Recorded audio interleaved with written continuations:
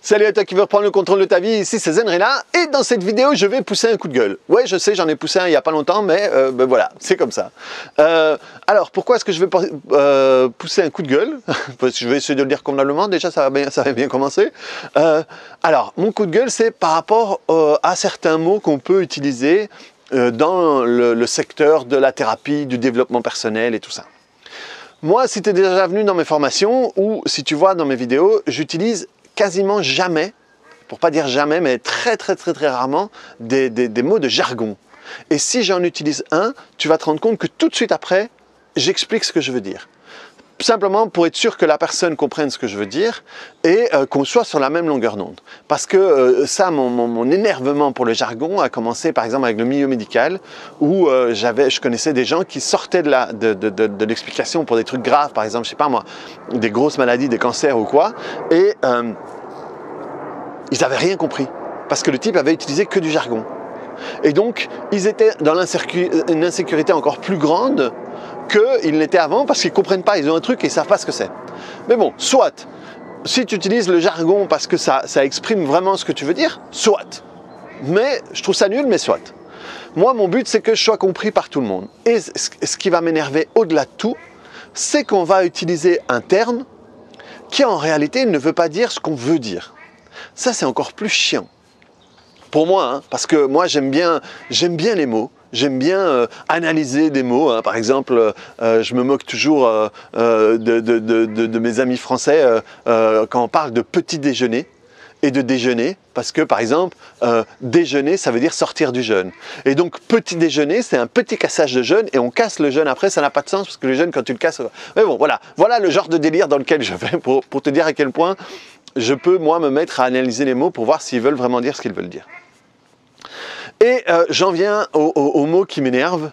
Par exemple, je vais commencer par un truc simple, il y a ouais, j'ai travaillé sur mon enfant intérieur, quoi. Hein, c'est le truc que j'ai entendu plein de fois, ou j'étais chez un thérapeute, il m'a fait travailler sur mon enfant intérieur. Le problème, et donc je respire pour regarder mon calme, par exemple ça, pour moi ça n'a pas de sens. Ça n'a pas de sens, pourquoi? Parce que tu n'as pas un enfant intérieur. Tu as des milliers d'enfants intérieurs. Tu as autant d'enfants intérieurs que tu as de souvenirs connectés à ton enfance. Ça veut dire que moi, je peux, sur une personne, travailler sur 10 enfants intérieurs différents. Hein? Celle où il a été violé, celle où il a été battu, celle où il a été, je sais pas moi, rejeté par sa mère, celle où je peux utiliser celui où il avait de la tendresse avec son grand-père, parce que comme ça me permet d'utiliser... Il y a plein d'enfants intérieurs. Moi j'en ai plein, j'ai celui que j'étais avec ma mère qui me câlinait, j'ai celui qui était à l'école où c'était la galère, j'ai celui où j'étais avec mes copains où c'était bien d'un côté mais bien de l'autre. À chaque fois j'ai des enfants différents. Donc tu ne peux pas travailler sur un enfant intérieur, tu en as plein. De la même manière que travailler sur... parce que déjà, enfant intérieur, c'est de quand? C'est quand je suis bébé, hein? C'est quand j'ai 5 ans, c'est quand j'ai 7 ans. Est-ce que 9 ans, c'est encore enfant intérieur? Est-ce que...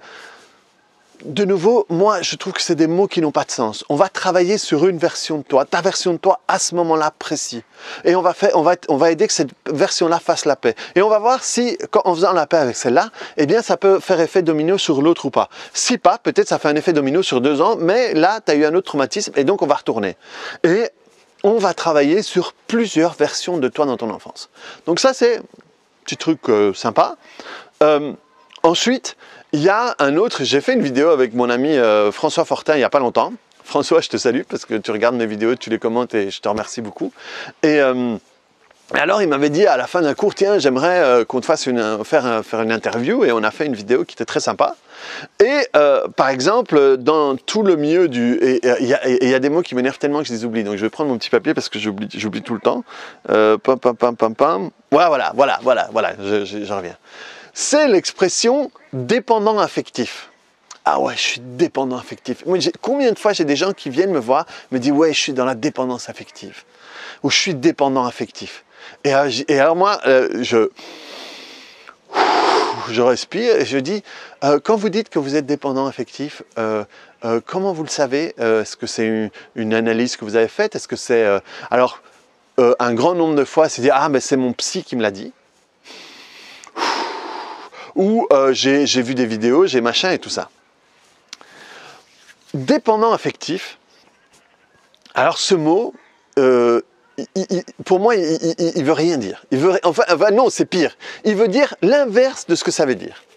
Quand on parle de quelqu'un dépendant affectif, c'est quelqu'un qui a tendance à aller vers des gens qui vont le repousser, qui va être dans des situations où sa relation, le relationnel avec l'autre personne va mal se passer. Sa relation affective à l'autre va mal se passer. Et il va peut-être pouvoir retourner 10 fois vers quelqu'un qui le traite mal. Peut-être parce que dans son enfance, ses parents l'ont maltraité. Peut-être parce que, voilà, chaque fois il tombe sur des manipulateurs, sur des machins et tout. Donc quelqu'un qui est dans cette situation-là, on appelle ça dépendant affectif.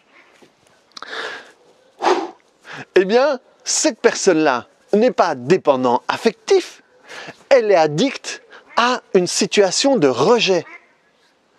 Elle se remet régulièrement dans une situation où elle est rejetée. Pourquoi? Parce que ça fait partie de sa programmation qu'elle a peut-être mis en place dans son enfance, avec sa relation avec sa mère, avec son père, j'en sais rien, je m'en fous. Mais elle n'est pas dépendante affective, elle est addicte à des situations où elle va être rejetée. Parce que, entre toi et moi, dis-moi qui n'est pas dépendant affectif? Qui n'est pas dépendant à l'affect? Qui n'a pas besoin d'affect dans sa vie? Qui n'a pas besoin d'affect pour pouvoir être heureux? Dis-moi qui, bordel. Tu vois pourquoi je me calme parce que ça m'anime. On a tous besoin de contact, d'affection. On a tous besoin de ça. Les personnes qui disent qu'ils n'en ont pas besoin et qui sont dans des situations où elles n'ont pas de contact, et ci et ça, elles veulent rien savoir des autres, je m'en fous des autres, je n'aime pas les autres, eh bien, ces personnes-là, elles sont comme ça parce que dans leur passé, leur relation aux autres s'est mal passée. Donc, son système de sécurité, c'est d'aller là-bas. Mais c'est une situation qui n'est pas équilibrée et dans laquelle on ne se sent pas super bien, quoi. Donc, on est tous dépendants affectifs. On a tous besoin d'affectifs, entre guillemets, pour se sentir bien. Qui n'aime pas être avec quelqu'un qui n'aime pas avoir des relations? Donc, on est tous dépendants affectifs. Donc, dire de quelqu'un qui est dans un milieu de relationnel qui se passe mal, qui est dépendant affectif, c'est de la connerie, ma bonne dame. C'est de la connerie, c'est un truc qui m'énerve. Et alors, du coup, on va s'associer. Ah oui, je suis dépendant affectif. Et alors ah oui, tu sais, je suis dépendant. Ah oui, tu sais, moi je suis dépendant affectif. Hein. Et alors tu vas, bordel de merde, t'identifier par rapport à ce dépendant affectif qui veut rien dire, et tu vas commencer à, soit, je me calme. Et je vais arriver à une conclusion, mais je vais te donner un exemple. J'ai donné un exemple où j'ai fait une séance, il n'y a pas longtemps, avec toi. Je te salue, je t'ai dit que j'allais te saluer quand j'allais parler de ça, avec une dame qui a utilisé, et disait, oui, moi, je voudrais être heureux. Et alors, je commence à lui demander, oui, mais c'est quoi être heureux? Ah ouais, c'est quand... alors, excuse-moi si j'écorche ce que tu m'as dit, mais c'est quand mon corps, mon âme et mon esprit seront alignés. Voilà. Mon corps, mon âme et mon esprit seront alignés. Alors je lui ai dit, voilà, tu sais, moi je suis quand même un petit peu dans le milieu, je m'y connais un petit peu, hein, et moi je parle de choses plus ou moins carrées et cadrées, même si je connais pas mal de trucs ésotériques, même si pour le commun des mortels, ce que je fais, c'est déjà du wouhou. Mais honnêtement, je ne sais absolument pas ce que ça veut dire avoir l'âme, l'esprit et le corps alignés. Et alors, il y a plein de gens qui vont utiliser des mots comme ça parce que ça paraît beau, parce que c'est joli.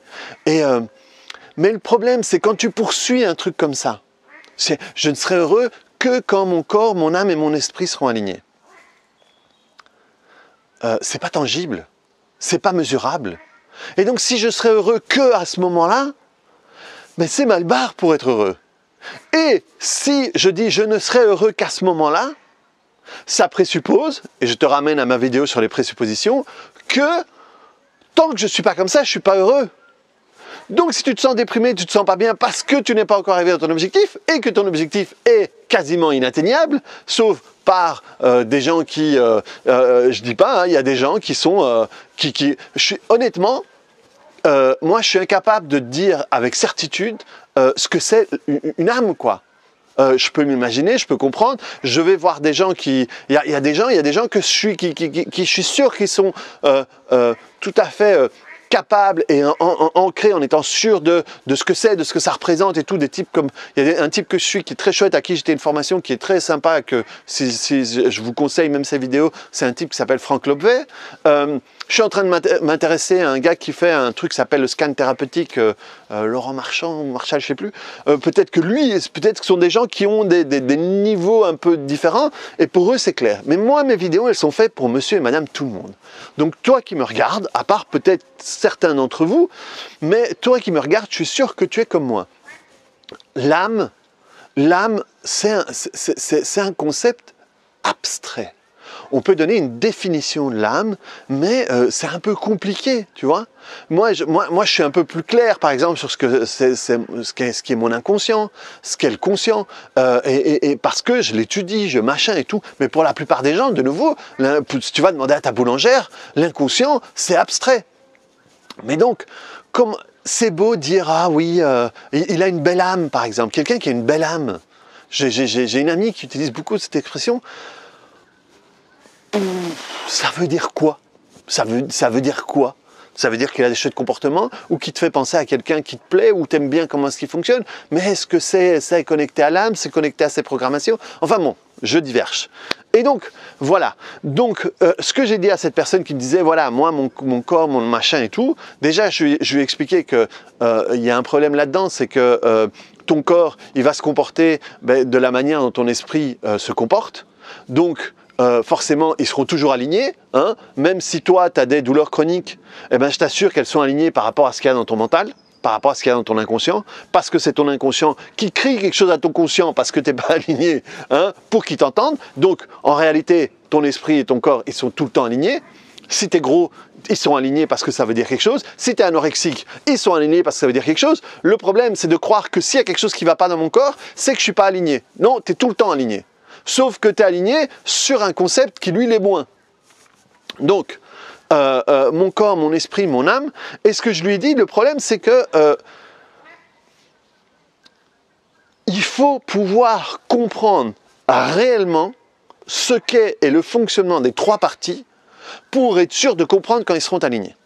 Et donc, là, on poursuit quand on est là dans ces trucs, ou quand on est dans une expression comme dépendant affectif, qui ne veut rien dire, et bien tout ça, quand on commence à essayer de s'aligner, de comprendre, de s'adapter par rapport à tous ces mots, et je t'assure qu'il y en a plein, là j'en ai pas d'autres qui me viennent à l'esprit, j'ai pensé faire cette vidéo, j'avais écrit 2-3 trucs il y a quelques jours, et là je la fais, mais je suis sûr que je peux trouver plein d'autres mots comme ça qui m'agacent. Mais le problème, c'est quand tu poursuis ça, eh bien, tu ressembles à ces pauvres jeunes filles ou ces pauvres jeunes hommes qui essayent de sculpter leur corps par rapport à ce qu'ils voient dans les magazines. C'est clair, ça a été dit par même les mannequins et tout, tout ce qu'il y a dans les magazines, c'est photoshopé. Ça veut dire que tu n'essayes pas de ressembler au mannequin qui est sur le magazine, tu essayes de ressembler à ce que l'ordinateur a transformé, en quoi l'ordinateur a transformé le mannequin. Donc, tu essayes d'aller vers quelque chose qui n'est pas... Par exemple, regarde, il y a, en passant en diagonale sur le journal, j'ai lu qu'il y a un type qui a dépensé je ne sais pas combien de milliers d'euros pour ressembler à Ken, hein, le mec de Barbie, s'est suicidé. Et donc, ce type poursuivait une illusion. Tu poursuis une illusion, et quand tu poursuis une illusion, tu ne vas jamais l'atteindre. C'est comme si tu essayes d'attraper un mirage. Tu ne vas jamais l'atteindre. Comme quand tu essayes de ressembler à ces personnes dans les magazines, qui ne sont pas eux, si tu les vois, sont différents. Si tu essayes de leur ressembler, tu ne vas jamais atteindre ça. Et donc tu es en train de poursuivre quelque chose qui n'existe pas. Et dans ces moments-là, il y a un endroit où tu n'es pas. C'est ici et maintenant et connecté avec toi. Si je veux me connecter à moi, je dois me connecter à moi tel que je suis aujourd'hui, avec mon bouc peut-être pas symétrique, avec mes cheveux peut-être pas super bien coupés, avec mon surpoids, avec ma taille, qu'elle me plaise ou pas, avec, je sais pas moi, la chaussette trouée si j'en avais une, enfin non, je sais pas, mais je dois me connecter à moi tel que je suis aujourd'hui. Et pouvoir parvenir à me sentir bien avec moi tel que je suis aujourd'hui. Et à partir de là, c'est, si tu veux, c'est au moment où tu vas t'accrocher et tu vas pouvoir te prendre par la main et pouvoir aller à l'endroit où tu veux être. Mais donc, laisse tomber les mots qui ont l'air beaux, les mots qui font bien en société. Ça ne sert à rien. Et reviens sur des choses concrètes, sur des choses que tu peux mesurer, sur des choses que tu peux quantifier. Parce que c'est comme ça que tu vas te rendre compte si tu peux avancer. Si tu dois économiser 100 € et que tu as juste des pièces qui sont là et que tu les comptes jamais ou tu sais jamais où t'en es. Tu sais jamais si tu dois donner un coup d'accélérateur ou si tu as déjà dépassé le truc. Si ce que tu fais, ça rapporte ou pas, t'en sais rien. Par contre, si tu sais que tu as 50 € et que tu es passé à 60, tu peux même être satisfait parce que tu es en train d'avancer.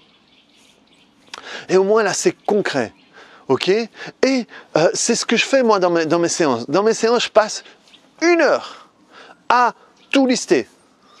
Et une fois qu'on a tout listé, on commence à travailler. Ça veut dire que la séance d'après, si la personne a la sensation de ne pas se sentir mieux, je lui dis, ok, regarde, la semaine passée, on a fait 5 choses. Il y a cet événement, quand tu reviens là-dessus, comment est-ce que c'est?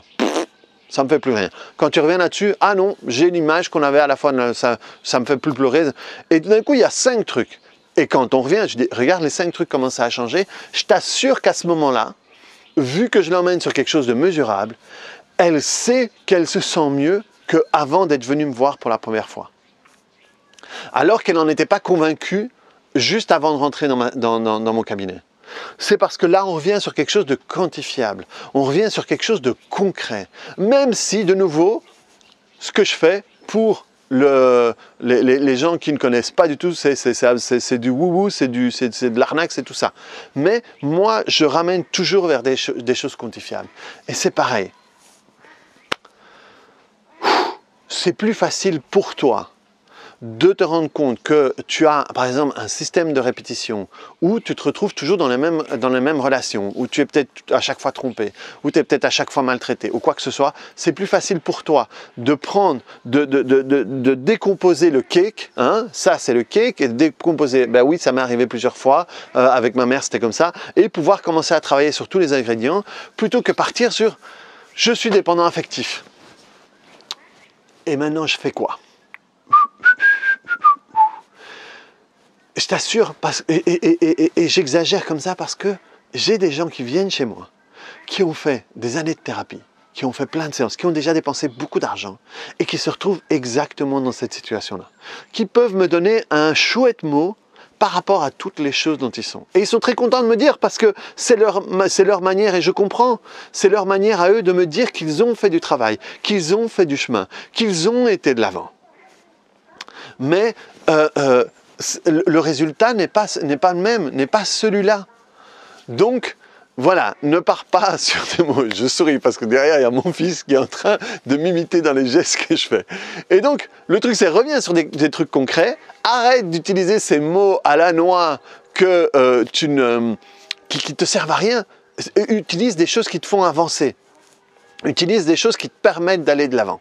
Donc voilà, c'était mon coup de gueule sur les mots. J'en ai plein d'autres, mais là, qui ne me viennent pas à l'esprit. Donc je remercie. Ça fait un moment que je me dis que je vais faire cette vidéo. Et avec la cliente, je dis, écoutez, vous venez de me convaincre de la faire.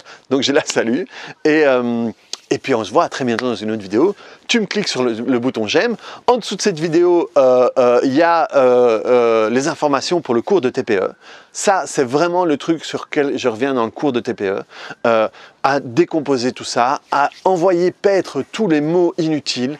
Il m'arrive des fois de prendre 10 minutes pour prendre le temps de casser le château de sable que la personne en face de moi a construite.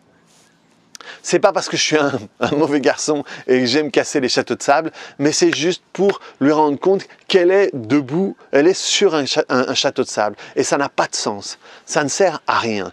Et quand tout ça est à plat, c'est ok, je faisais fausse route. J'allais vers le magazine avec le mannequin photoshopé, ça n'a pas de sens. Repartons sur pêche et découverte ou n'importe quoi d'autre. Bon, je pars en vrille. Je te remercie pour ton attention. Clique sur le bouton j'aime, vois les informations sur le cours. Voilà, je ne sais pas quand je vais poster cette vidéo-là, mais c'est en train de se remplir assez rapidement, donc si ça t'intéresse, n'hésite pas. Tu peux cliquer ou m'envoyer un mail pour voir s'il y a encore des places. Et on se voit à très bientôt dans une autre vidéo. Allez, salut!